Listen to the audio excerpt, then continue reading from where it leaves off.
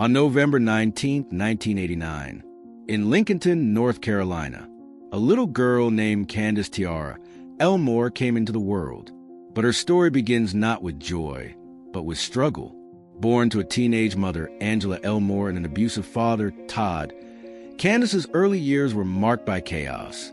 Her home was a battlefield. Violence, neglect, and poverty were all she knew. Angela, barely 16 when Candace was born, tried to shield her children, but Todd's rage was unrelenting. Candace, even as a toddler, would wedge herself between her parents during fights, try and protect her mother. She was half-grown when she was born. Her grandmother Mary later said, "A child forced to carry the weight of a broken family." By age 3, the situation became untenable. Angela, fearing for her children's safety, fled to a battered women's shelter with Candace and her younger siblings, Michael and Chelsea. It was there, amidst the stark walls of the shelter, that Candace celebrated her 3rd birthday. A grocery store cake with a troll doll on top, a small moment of light in a dark childhood. But the stability Angela sought was fleeting. Social services intervened, removing Candace and her siblings from their mother's care due to neglect.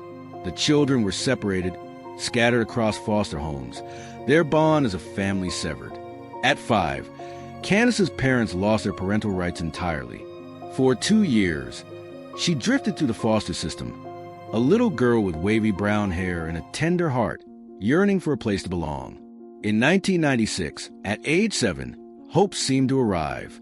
Jeane Newmaker, a single pediatric nurse practitioner from Durham, North Carolina, adopted Candace, giving her a new name, Candace Elizabeth Newmaker.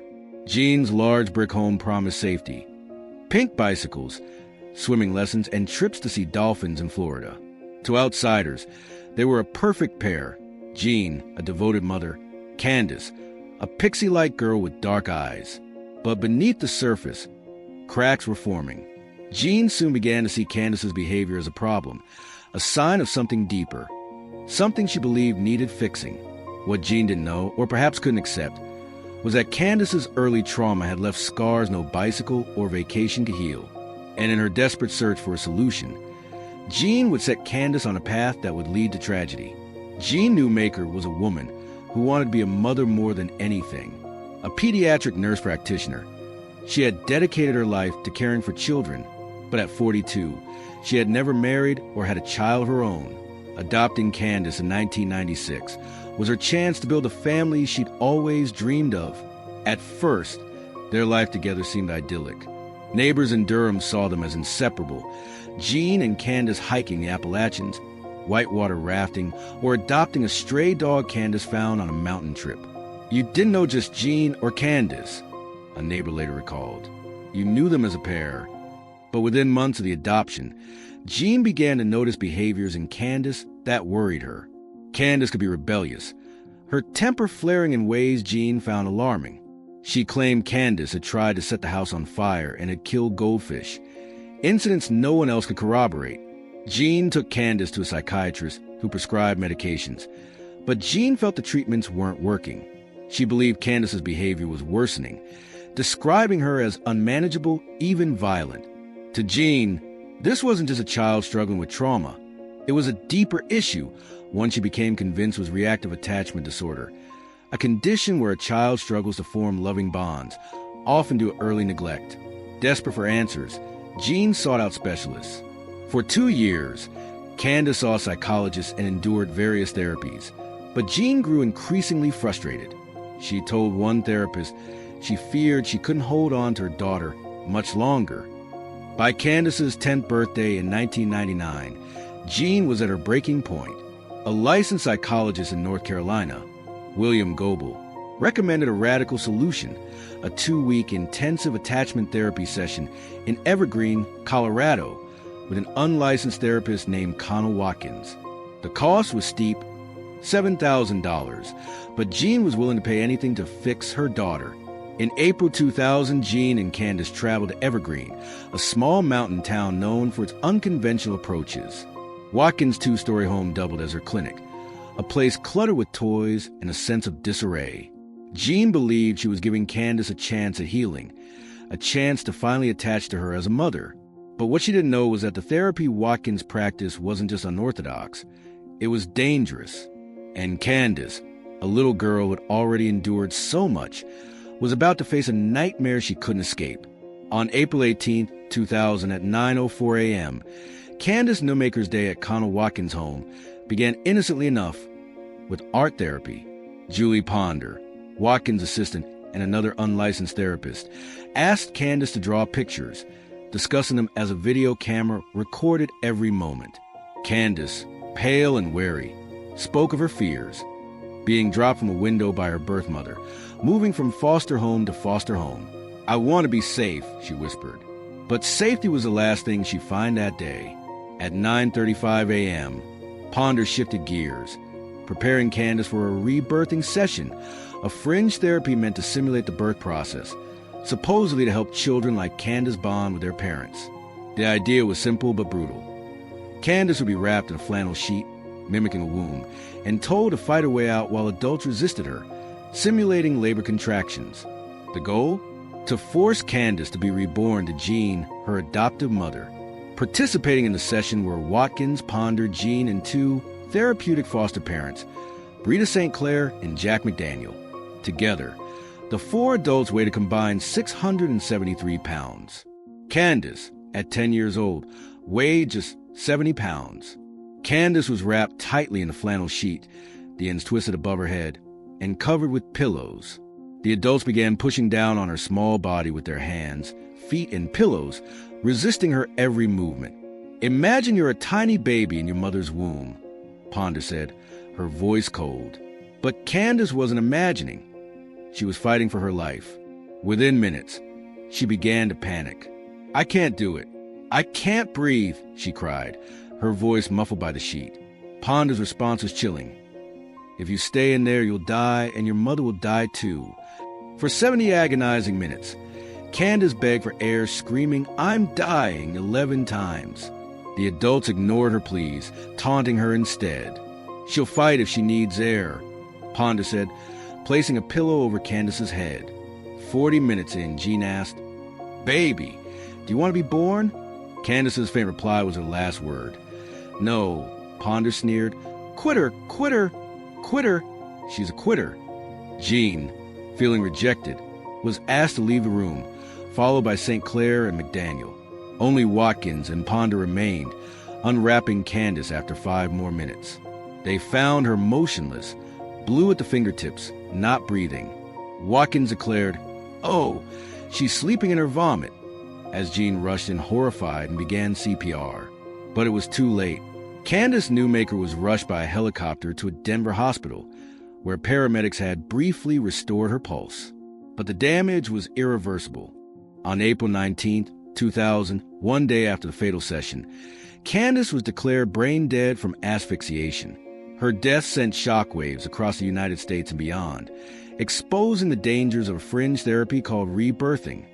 The entire 70-minute session had been videotaped, standard practice for Watkins treatments.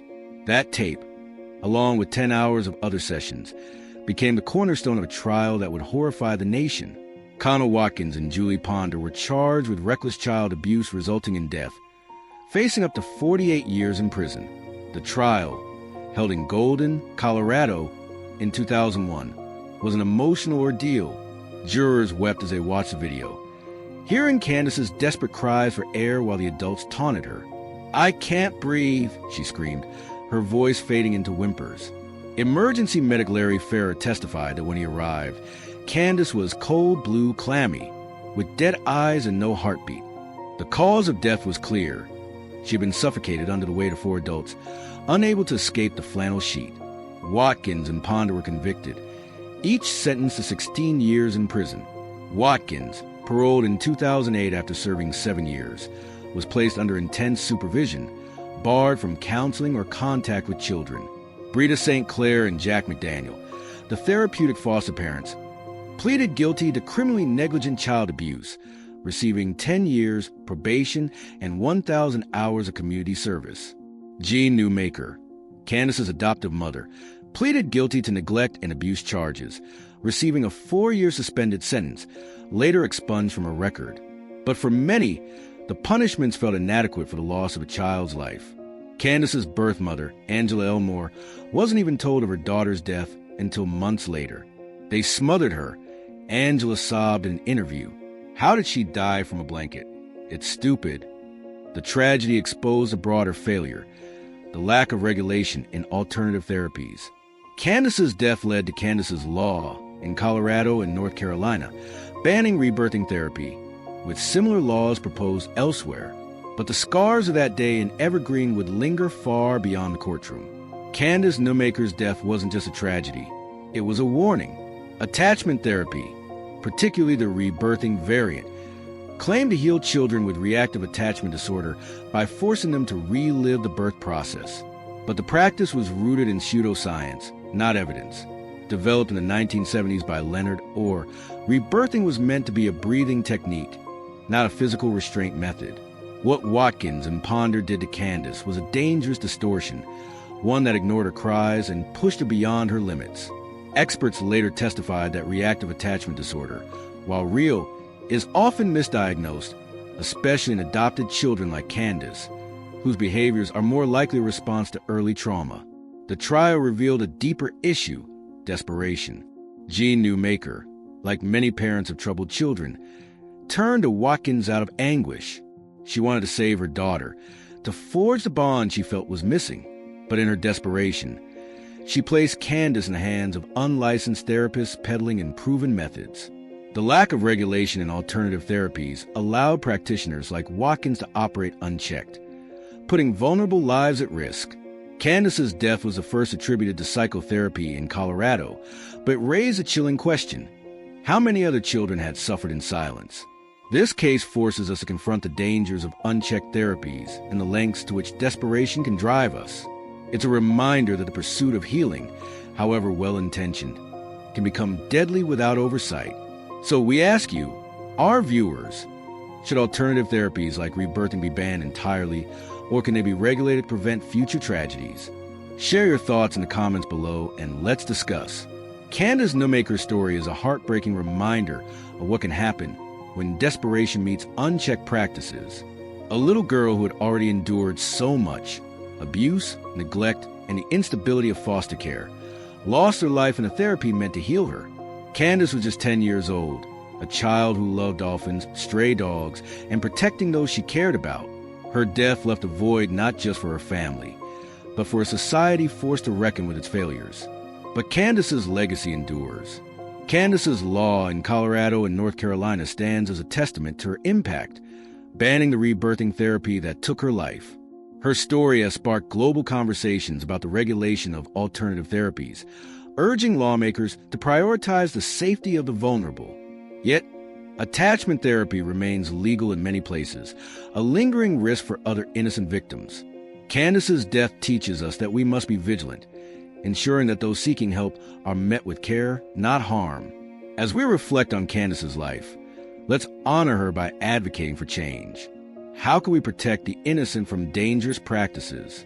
What lessons can we carry forward to ensure no other child suffers as she did? Share your thoughts in the comments. We'd love to hear from you. If this story moved you, please subscribe to Global Shadows and hit the bell icon to never miss a video. Together, we can shed light on the shadows of humanity and seek justice for the innocent.